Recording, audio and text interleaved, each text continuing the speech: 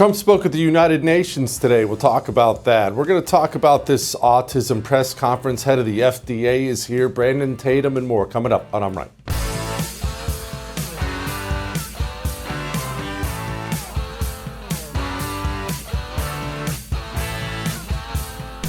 What is a globalist?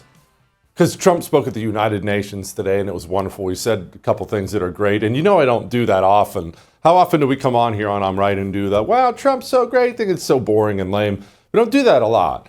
But he spoke today, and it was really wonderful. But before we get to that, a globalist, what does that actually mean? Well, nations, your nation, my nation, whatever nation you're watching me from right now, that nation has an obligation for you, to you. You have an obligation to it, and it has an obligation to you. That's how it's supposed to work.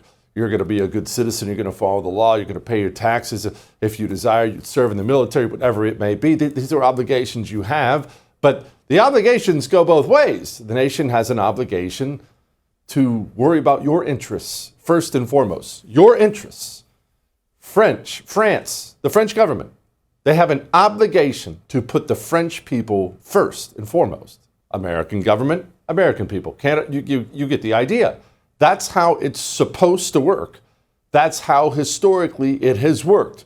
But something has happened in recent years, and it's been unbelievably damaging to Western civilization, to the entire planet itself. Globalism has come in. Many people have spoken about globalism for a very long time, but in its simplest form, here's what it is. The people who run these countries now, the major Western countries, they don't see themselves as protectors of that country, as servants of that country. They see themselves as global citizens who together should rule the entire planet. That's how they see themselves. So instead of worrying about serving you, protecting you, they worry about each other. They serve and protect each other. They have these big meetings where they come up with grand plans. The actual interests of their specific nation and their specific citizen couldn't possibly matter less. Never even enters their mind. They're all in this for each other, the globalists. Most of these people are driven by some form of communist ideology, which of course communism and globalism are one and the same. Communism was always supposed to be for the entire planet, but that's another matter. The United Nations is one of the greatest examples of what I just said. They come together, they meet, and instead of figuring out how to best serve the people in their countries, they figure out how to crap all over their countries. They figure out how to grab large parts of the third world and import it. And when they're supposed to do things like keep the peace, they don't do that very well at all. In fact, Trump, it's so refreshing to have somebody speak like this at the UN. Trump basically said, what would you say you do here? I ended 7 wars, dealt with the leaders of each and every one of these countries, and never even received a phone call from the United Nations offering to help in finalizing the deal. All I got from the United Nations was an escalator that on the way up stopped right in the middle. If the First Lady wasn't in great shape, she would have fallen. But she's in great shape. We're both in good shape. We both stood. And then a teleprompter that didn't work. What is the purpose of the United Nations? The UN has such tremendous potential. I've always said it. It has such tremendous, tremendous potential, but it's not even coming close to living up to that potential. For the most part, at least for now, all they seem to do is write a really strongly worded letter and then never follow that letter up. It's empty words, and empty words don't solve war. The only thing that solves war and wars is action. It is so refreshing to hear an American president speak like that, especially because we all understand now, we get it, that when a Democrat becomes president, and let's be honest, lots of Republicans, when they become president, the first thing they try to do is get themselves in with that group of globalists. Not prioritizing you. They try to become part of the in crowd. How many other presidents have you seen stand up in front of the United Nations and speak boldly like that? Looking them right in the eye, standing in the UN saying, what do you even do? It's amazing. It's wonderful to watch because these are soulless, evil people who have done the worst things in the world, and they deserve to be called out and embarrassed like that right to their face. And speaking of soulless and evil, what is a central part of the globalist communist plan? We've talked about it endlessly on this show. What's the most important part of their plan by far? The most important part of their plan is mass migration of hostile foreigners. Why? This is something we've talked about extensively. Why? Why is that their thing? I've had people email me, Jesse, I don't understand. Why does the same thing take place in the UK as takes place in Germany, as took place in America under Biden? Why are they all doing the same thing? Why are there mass numbers of foreigners being imported seemingly as fast as humanly possible? Why is that a thing? You must understand why that's a thing. You have to get it through your head. You know how these people are a group? We just talked about that. They all get together and they talk about each other, how to serve each other, all these things. Do you know what worries them? Do you know their chief enemy in their mind? Do you know who it is? You. Me. Patriotic citizens who don't want to be global citizens, who don't want to be crushed. We don't want to go and green this or garbage that. We don't want these things. Patriotic citizens who love their country are the greatest threat, the greatest enemy in the minds of virtually everybody who sits in that room. So what to do? What to do? What do we do about these Americans who love America? What do we do about these Germans who love Germany? These frogmen who love France? What do we do? Well, let's get some new people in here. If we have a big crop of people who love the country, and they're the only thing holding us back from taking total power, if we can't kill the patriots, why don't we just replace the patriots? It's a plan. It's the central part of the plan. It's why you see Democrats protecting every illegal as fast and hard as they possibly can in the United States right now from deportation. They understand that illegal being here is everything to them. Donald Trump stood in front of the United Nations and called them all out for it. Not only is the UN not solving the problems it should, too often, it's actually creating new problems for us to solve. The best example is the number one political issue of our time, the crisis of uncontrolled migration. It's uncontrolled. Your countries are being ruined. The United Nations is funding an assault on Western countries and their borders. The UN is supposed to stop invasions, not create them, and not finance them. Europe is in serious trouble. They've been invaded by a force of illegal aliens like nobody's ever seen before.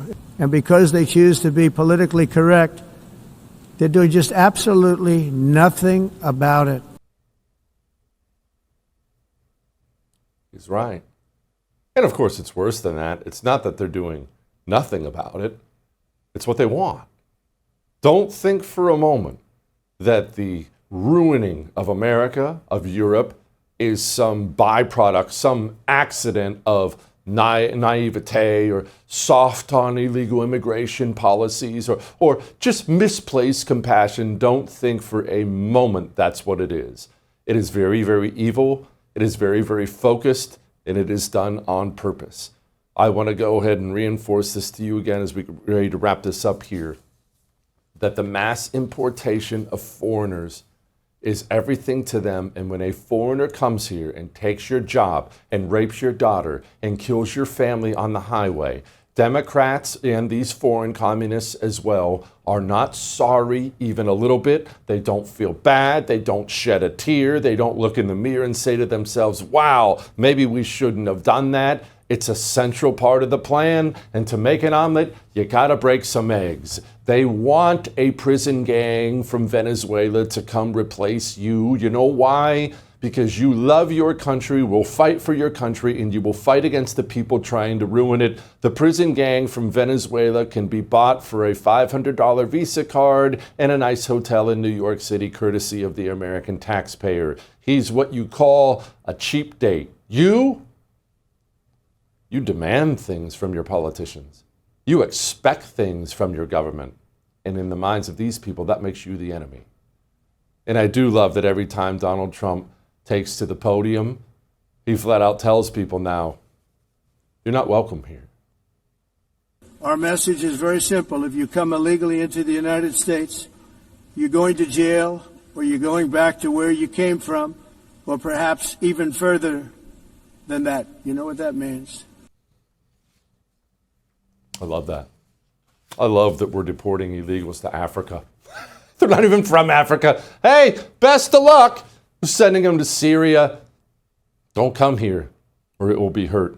Such a difference when you change who the president is. So again, we don't do this a lot, big Trump slobber fest, but credit to Donald Trump today. It was a wonderful speech. He's doing the right thing, a lot of the right things.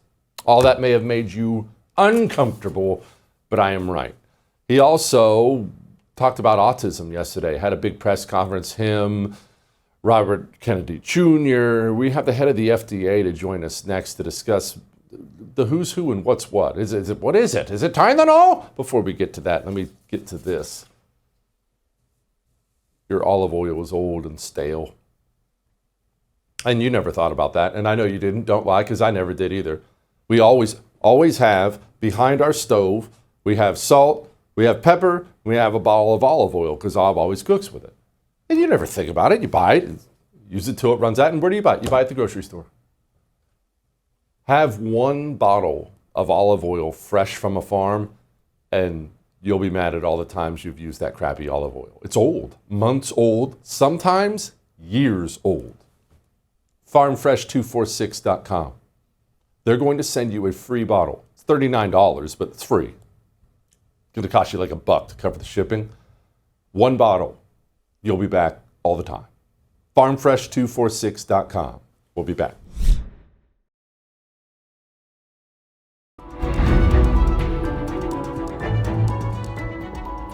Tylenol during pregnancy can be associated with a very increased risk of autism. So taking Tylenol is not good. All right, I'll say it. It's not good. For this reason, they are strongly recommending that women limit Tylenol use during pregnancy unless medically necessary. Okay. Big press conference yesterday. I know you saw it. I'm stupid and uneducated. I don't know what a lot of these big words mean or the why behind anything, but that's why we actually brought on a decent FDA director. Now, it's so nice to have one of these people who's actually a good person. Joining me now, Dr. Marty Makary, FDA Director Marty Makary. Good to be with Doctor, you, Jesse. I don't know. Of course, it's an honor to have you, sir. I don't know what any of these words mean, though, and I'm obviously autism's terrible thing that so many families struggle with. Help us understand the who's who and what's what here.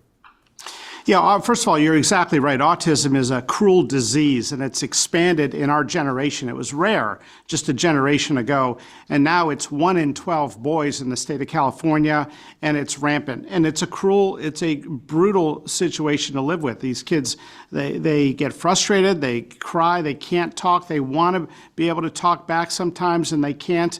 There's a full range of symptoms, but it may be preventable. I mean, because this is not a genetic problem. It's something that's ballooned up in our lifetime.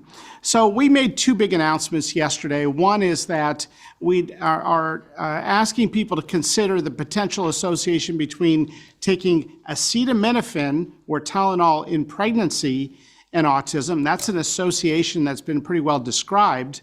Remember, most low-grade fevers do not need any treatment. And then the other announcement was that we have a treatment for some kids with autism. Doctors sometimes choose to test for an antibody whereby their body has an autoimmune condition and the child's natural antibodies are reacting against the folate receptors on the brain, blocking folate from entering the brain, and that may be a cause of autism. So we are we're approving in a few weeks here, and we made the announcement yesterday, leucovorin, which bypasses that blocked receptor and can help up to 2/3 of kids with autism and cerebral folate deficiency. Oh, I can't even imagine what wonderful news that is to so many parents out there. Let's focus on acetaminophen, doctor, because I can't help but think about all the 800 milligram tablets we were given in the Marine Corps and told that that should heal everything. I have God knows how much of that stuff flowing through my veins. What is it about this stuff that's not good? Well, the researchers have postulated on different mechanisms, but when they look at the large studies, there are 27 large studies that have found the association between taking this acetaminophen in pregnancy and the child going on to develop autism. So that association, in the opinion of the dean of the Harvard School of Public Health, is a causal association. Now, there are a couple studies to the contrary, but shouldn't we be playing things on the side of safety, especially when the vast majority of low-grade fevers don't need anything? You know, we kind of have a pill-popping culture in the United States, and the reality is that low-grade fevers, you can tough it out with low-grade fevers many times. Doctor, another thing that people talk about a lot is the childhood vaccination schedule, vaccines. And again, this is another area I know nothing about. People are unbelievably passionate about it on both sides. If you even say the word vaccine, they might as well shut down your email account that day because it's about to get ugly. What do we think? What do we know? What's true and what's not true? Well, we have to listen to parents, and some parents want to take some liberty and be a little more flexible with the vaccine schedule. I don't think we should be condemning those parents or kicking those kids out of a pediatrician's practice, which is common in the United States. If somebody wants to hold off on the hepatitis B shot from the day of birth when it's recommended until age 12, that's perfectly fine when the mom's Hep B negative, which is most of the time. So I think we have to ask ourselves, where do we need to put forth a set of vaccines where there's a high degree of certainty that they're absolutely necessary, and where can we actually be a little more flexible, recognizing there's no study that compares hepatitis B given at birth to given at age 12. It's a sexually transmitted infection it's preventing. So what are we doing giving it at birth? We've got to listen to people when they come in and want to modify the vaccine schedule, or they want to use the Japanese vaccine schedule, or the German vaccine schedule, or the Danish vaccine schedule, which is far less burdensome than the U.S. vaccine schedule. I think we need to listen to those individuals and not be so absolutist. Why is there such a rejection of that, doctor? Because you're obviously very much in the industry. You're not FDA traditionally, but why is that something that's always rejected, seems to be rejected and loudly rejected by the medical establishment? What is it? I think it's become a belief system. It has become a sacred cow that you are not allowed to question in the medical field. You will be demoted, you'll be dismissed, you'll not be admitted to medical societies. It's become one of these issues where there's a modern day McCarthyism. If you ask a question, and by the way, most American parents are asking these questions, then you're dismissed. And we've got to create a culture where we talk about the science and the evidence, not put out these dogmatic statements that I hear time and time again. You saw it with the COVID vaccine booster in young, healthy kids. You saw it with ignoring natural immunity during COVID. It was this get in line and obey and follow a standard message, or you're not a legitimate physician. And those days are over. We are encouraging a civil discourse, and we are inviting scientists to talk in a very healthy way about the data. Doctor, you took over something that is a very, very difficult situation for you, an institution that is now distrusted by the American people. A lot of that's because of COVID and things that have come out. And now you're here to clean up somebody else's mess and try to get that trust back between the American people and organizations like the FDA. How do you do that?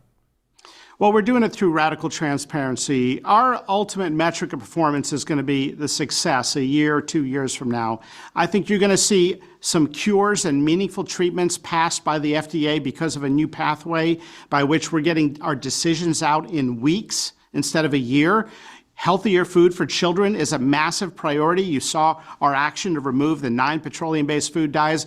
We also saw one of the largest food makers, Tyson, just last week announced they're going to get rid of the next tier of chemicals, high fructose corn syrup, titanium dioxide and BHT, which is a preservative. And so you're starting to see this mass movement to address the root causes of our childhood chronic disease epidemic. We can't keep medicating our nation's kids at scale. We've got to start talking about the root causes, and that's why we went ahead and erred on the side of caution when we identified the risk with acetaminophen in pregnancy.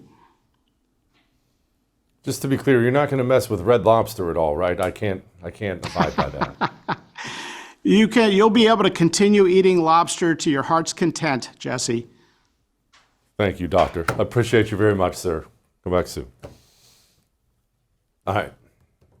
Brandon Tatum is going to join us next. He's actually run into Antifa before on a college campus. We'll talk to him about the memorial, the reaction to the memorial, Antifa, designating terrorist organization. All that is still to come. Before we do that, though, you know what I did this morning? What I do most mornings. Got up, cup of coffee, couple breakfast tacos, and then I washed down my male vitality stack from Chalk. It's part of my daily routine. I never miss it. Even if I'm traveling, I travel with it. I am obsessed with natural herbal supplements. Why? Well, I'm a natural skeptic. When I was first told about natural herbal supplements and the things they can do for you, I kind of scoffed at it. What is this hippie garbage? I have taken a male vitality stack every day for over 3 years. The energy I have, the way my mind works, the way my body feels is incredible. It is palpable. And it's not something you have to sit and wonder, is it I don't feel anything? You will. I get email after email after email of people. So my energy, I feel so good. Try some natural herbal supplements from Chalk. If you're a dude, male vitality stack. If you're a woman, female vitality stack. Chalk.com/JesseTV gets you a big fat discount. Go. We'll be back.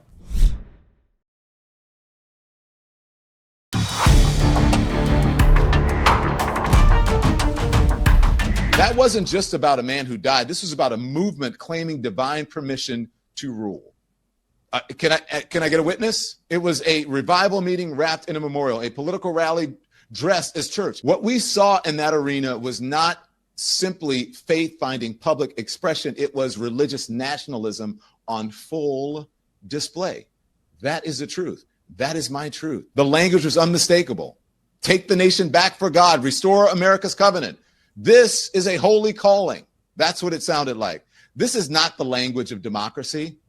This is the language of domination. And when politicians wrap themselves in scripture, they are not calling us to virtue. They are demanding submission. If I didn't know better, I would say he sounds afraid. Joining me now, my friend Brandon Tatum, host of the Officer Tatum Show, also a Turning Point USA contributor. Brandon, why would Don Lemon be so afraid? Probably because that devil in him is listening to the Spirit of God and listening to the Word of God, and it's making him tremble. You know, the funny thing is, I watched this whole skit by him, and I don't think he said the name of Jesus one time. And we all know why he won't declare the name of Jesus, because the name of Jesus is above every name. Demons tremble at the name of Jesus. And that devil, Don Lemon, and the other devil that's on his back every night, both of them are terrified of that there would be a Christian revival. And I think he should be ashamed of himself. But of course, as we know, he won't be ashamed of himself. And this is something I think the right is most definitely starting to get, and especially in the wake of not just Charlie's assassination, but all the evil we've seen in the past couple of years. I think the right, especially the Christian right, is starting to get, these people have declared war on you. They don't want to be your friend. They're not trying to get along. They're not trying to they're not naive at all. They have declared war on all that is good, and we are going to have to fight that war. Right, and the real reality is, how do you fight the war? All right, I don't believe that fighting the war with violence is the solution, although I would love to do violence. However, I think God has called us to a higher purpose. Now, you fight them by winning.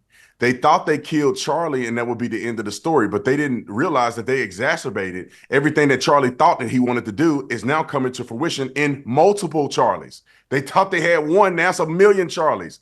So we can fight back by winning with truth. We can fight back by winning with love. However, that does not mean that we capitulate. That does not mean we lay down and take it. We still can fight back by defending ourselves as well. When we go to these events, we will go to the events and we will tell the truth. Also, we will have security. And also, we'll make sure these nut jobs don't survive another attack against us. We can do both things at one time. Man.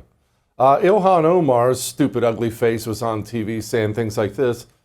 What I find jarring is that there are so many people willing to excuse the most reprehensible things that he said, that they agree with that they're willing to have monuments for him, that they want to create a day to honor him, and that they want to produce resolutions in the House of Congress honoring his life and legacy. It is one thing to care about his life, because obviously so many people loved him, including his children and wife.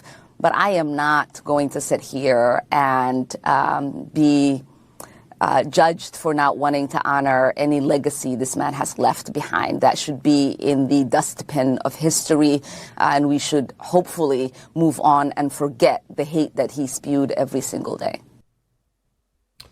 Brandon, this is a communist from Somalia. Her communist subversive family was brought here by the good graces of the United States of America. They came from the biggest dump on planet Earth, and she's done nothing but try to subvert this country since she got here. Why is she not denaturalized and deported yet? I don't know. I mean, we failing at that. We had a deportation exercise that we've done across the country that have been very successful. I don't know how she don't get lumped into that. I read something on the internet just recently, and I have to verify, but I've seen it circulate around that she married a brother, a cousin, or something. This diabolical, foolish woman should be shunned for the things she's saying. And let me just add this to it. If you see Ilhan Omar when you die, that means you went to hell.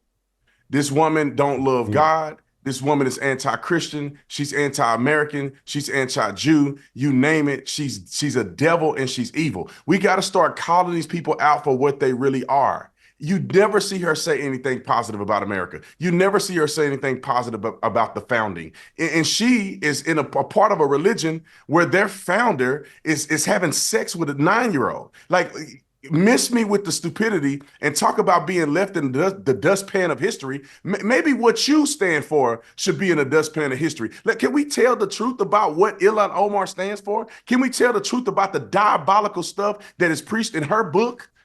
Don't make me get started on these idiots. And it's time now in America for us to say, no, we got to draw a line in the sand. It's us versus them. It's good versus evil. And we're going to do the same thing that Jesus did when he was alive on earth. We're going to call you for who you are. You devil, you viper, you hypocrite. And I think every Christian should be bold enough and courageous enough to call it how we see it. President Trump is calling it how he sees it when it comes to Antifa, officially yesterday designating them as a terrorist organization, which sounds great, but what does it mean? Brandon, you're a former cop. Most people don't know that. Well, I guess some people may not know that, but you're a former cop. What does it mean now that this is a terrorist organization? Well, what I hope it means, because terrorist organization designation is a federal designation. So what I'm hoping that it means is that when anybody dress up with the indicia of Antifa or association with Antifa or have electronic communication with coordinating efforts on behalf of Antifa, funding Antifa, would all be prosecuted under the law by being involved in a domestic terrorist organization. And anything that someone do in the color of Antifa, which means that if you are claiming to be Antifa and you assault somebody, that is an aggravated charge. You are now acting on behalf of a terrorist organization, and you should spend the rest of your life in prison. I don't know how we haven't done this before, because terrorist organizations, especially domestic, and I'll explain that, is that if you are using violence to coerce a political reality or perspective, that is called terrorism. If you are doing that domestically, that's called domestic terrorism. These people go around campuses, they go around cities, they're dressed in all black, covering their faces, throwing urine, throwing rocks on people, threatening death to people. I seen one of these idiots online just the other day saying that we should go out and kill ICE agents. Like, these people should have been designated a long time time ago. And I tell you what, I'm glad that they're designated as terrorists, because if they have the nerve to come to Arizona and perpetuate violence, they are going to meet with whoever they want to meet at the end of that tunnel that they believe in. You've had a run-in with them on campus, haven't you? Oh, trust me, only because I love Charlie and I was trying to do the right thing with Turning Point USA. I didn't create a whole bunch of sleeping bags for people to take naps on campus. These little weenie, non-binary, soy-eating cowards, I would have swept them all up by myself. However, I was trying to be reasonable, and I just had to push a couple of them out of the way to protect the people who were there, because law enforcement didn't do anything. And they told me, as Antifa is coming towards us dressed in all black, coming off of campus, none of them were citizens or students on campus. They said, we're not going to do anything. I said, well, you need to protect us. We have the right to stand here and have free speech. We're not going to do anything. And I said, well, I'm going to do my best to protect people. I mean, because these people are cowards. I mean, and I don't think it's the police officers individually that are cowards. It's the administration that are cowardice. It is the police chiefs of these organizations that are afraid of backlash. When you slap one of these weirdos in the head with a baton, they don't want that on the news. But they would love to see a black man get beat over the head by one of these Antifa thugs, and that's okay for publicity for the university. These people are cowards, man. Enough is enough, man. You can't come on campus. Because the thing is, it's a safety issue for students. We don't know who these people are. They could actually be terrorists. And they're coming onto campus dressed in all black, assaulting people, stealing our tent, yelling out slurs. They slapped the woman in the back of the head in front of the police officers. And it's the cowardice nature that have been plaguing our law enforcement for years that needs to come to an end. And I'm hoping that the designation of them being a terrorist group allowed the officers to let their hair down and actually do their job. Jimmy Kimmel got brought back to ABC, as you are well aware. Here's the clip that got him suspended for a week. We hit some new lows over the weekend with the MAGA gang desperately trying to characterize this kid who murdered Charlie Kirk as anything other than one of them, and doing everything they can to score political points from it. In between the finger pointing, there was grieving. On Friday, the White House flew the flags at half staff, which got some criticism. But on a human level, you can see how hard the president is taking this. My condolences on the loss of your friend Charlie Kirk. May I ask, sir, personally, how are you holding up over the last day and a half, sir? I think very good. And by the way, right there, you see all the trucks? They've just started construction of the new ballroom for the White House, which is something they've been trying to get, as you know, for about 150 years. And it's going to be a beauty. Yes. Okay. He's at the fourth stage of grief, construction. Demolition, construction. This is not how an adult grieves the murder of someone he called a friend. This is how a 4-year-old mourns a goldfish, okay? I thought Donald Trump and the government banned him for life. How's he coming back?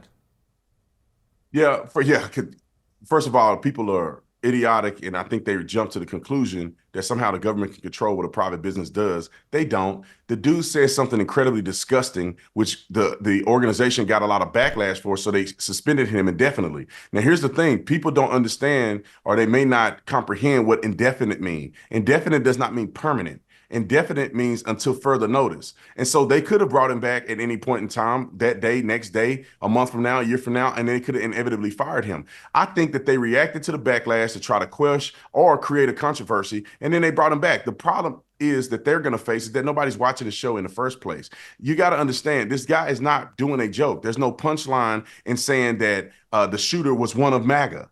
That's not even a punchline. 3 days before this show aired, and he probably recorded before that, they had already determined that this guy was brainwashed and manipulated by the leftist ideology. Clearly, no right wing would kill Charlie Kirk because he was one of the best and brightest and greatest conservatives that we know of. So to say that is to try to hide or disguise behind comedy, to really tell the truth of how you feel, and then cover it by putting a little sign up to tell everybody to give an applause. Nobody laughing at that stuff. And then you're trying to laugh or mock the grief of a president. The president didn't want to get into that. He came there to talk about a certain topic. They don't play the whole presser where they're asking him a series of questions. They bring up a random question that he don't want to get emotional about. So I can understand that. Donald Trump has went all out for Charlie Kirk. Donald Trump has given him an escort, one of his casket to be at the rotunda. Donald Trump has given him awards post his death. He was at the memorial service, brought the whole cabinet. Shut the front door if you think Donald Trump is not mourning or rolling out the red carpet for Charlie's life and legacy. These idiots say things out of the side of their neck, and there should be consequences. Now, we don't have to give you the consequences because you have the right to say what you want to say. But the consequences that people are going to criticize you and that your employer don't have to capitulate to the stupidity that you're saying. Brandon, thank you, brother. Appreciate you. Dome went on MSNBC, and it was hilarious. And we're going to talk about that. I'm going to first talk to you about your cell phone, about specifically your company, the company you use. I know you have a cell phone. We all do. Who do you pay every month? Because, one, you're paying way too much. You understand that? We switched from T-Mobile. That was the one I had last. And I was sticker shocked in the best way possible when we got our first bill from Pure Talk, because it was cut in half, clean in two. The average family saves over $1,000 a year when they switch to Pure Talk, and they're on the same network. It's the same towers. So as the big guys. Switch. This is the company that shares our values, does not crap all over this country. They've never given to Black Lives Matter. Switch. It takes 5 minutes, 10 minutes. puretalk.com/JesseTV. We'll be back.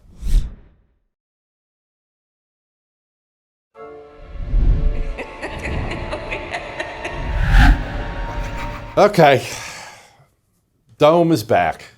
Kamala Harris has returned, and I'm so happy. Let me explain. I've missed her. I got a certain joy every day of mocking that moron. It's just something that brought great joy to my life, and since she's been gone, drinking boxed wine in Napa Valley, I haven't been able to enjoy it at all. And now she's on this book tour. And I'm going to tell you right now, we're going to play one or two things, whatever I get to, of her little clips. But there are going to be more in the coming days. She's on a book tour. And let's talk about the book tour thing for a moment.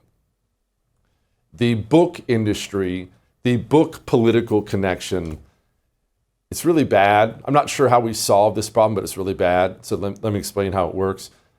A lot of these politicians, you look at them and you look at their income and you think to yourself, how did they become a millionaire? How'd that happen? How's Bernie Sanders worth $3 million? How?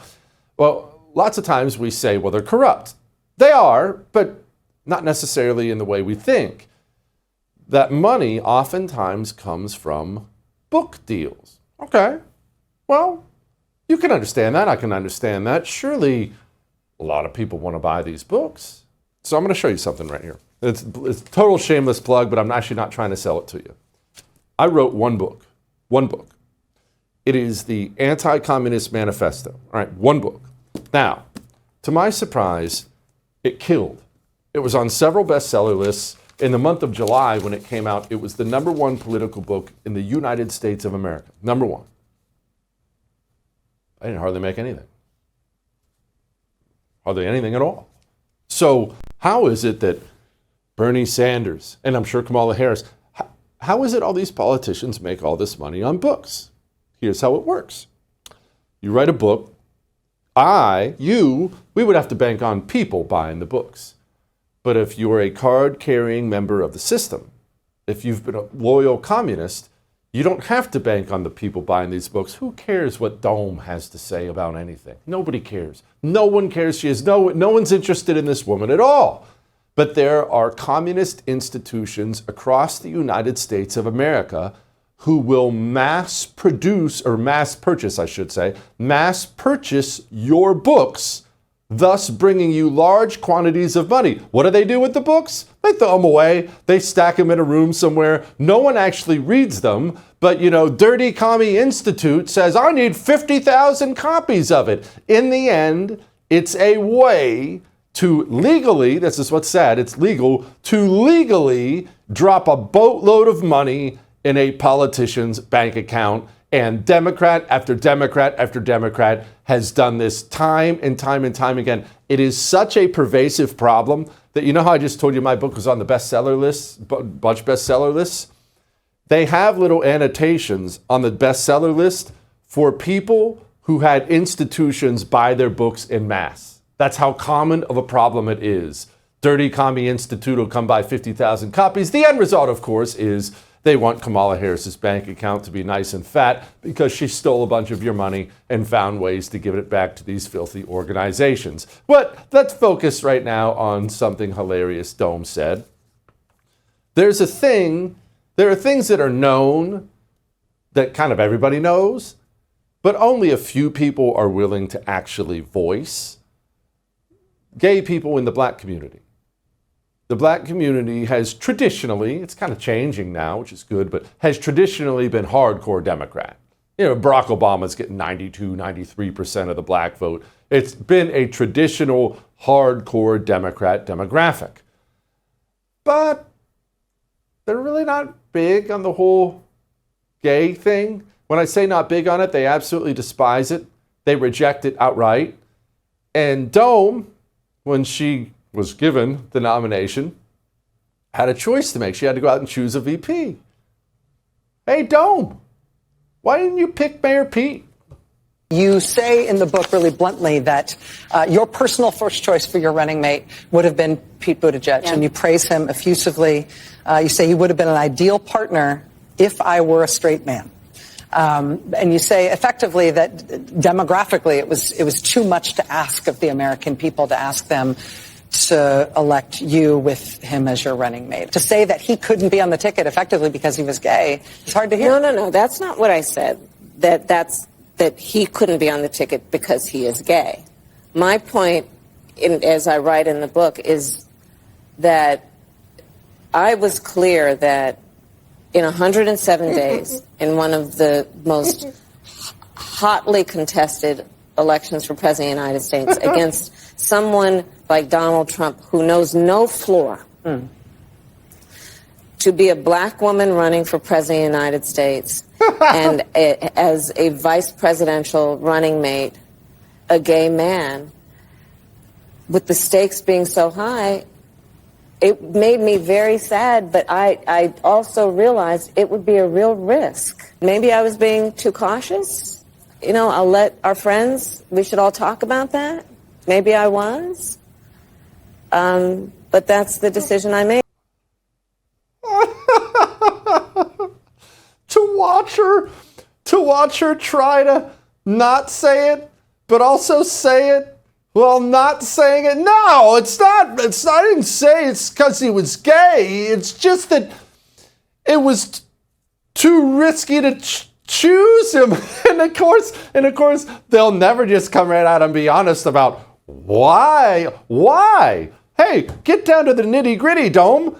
What is it? What particular group would reject such a choice? Dome, I am curious. But she's just so terrible at it. And this is part of what gives me such joy is these people are such disgusting, despicable liars.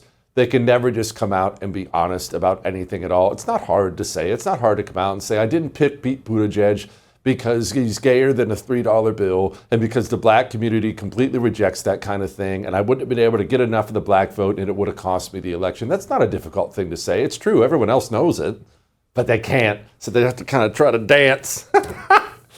Anyway, lighten the mood. Next.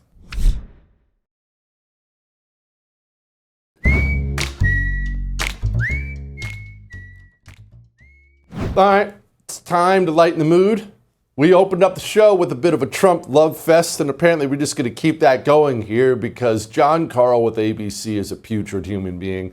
I remember the first 4 years Donald Trump was president. He did everything in his power to lie and destroy and kneecap that presidency because he's a communist revolutionary. Donald Trump was quite kind to him in his first 4 years, and he saw what that kindness got him. Donald Trump is taking a different approach now. The reason I'm winning is because you're guilty, John. You're guilty. ABC is a terrible network, a very unfair network, and you should be ashamed of yourself. NBC is equally bad. I don't know who's worse. I think they're equally bad. And, you know, for you to stand there and act so innocent and ask me a question like that. But look, you paid a big price because you were dishonest, John. The reason I won that lawsuit was because you were dishonest. You were proven to be dishonest. And so you can't sit back and just say, oh, well, what do you think? You know, like you're some wonderful person. You're not a wonderful person. Frankly, you're a terrible reporter. You know it, and so do I. Okay.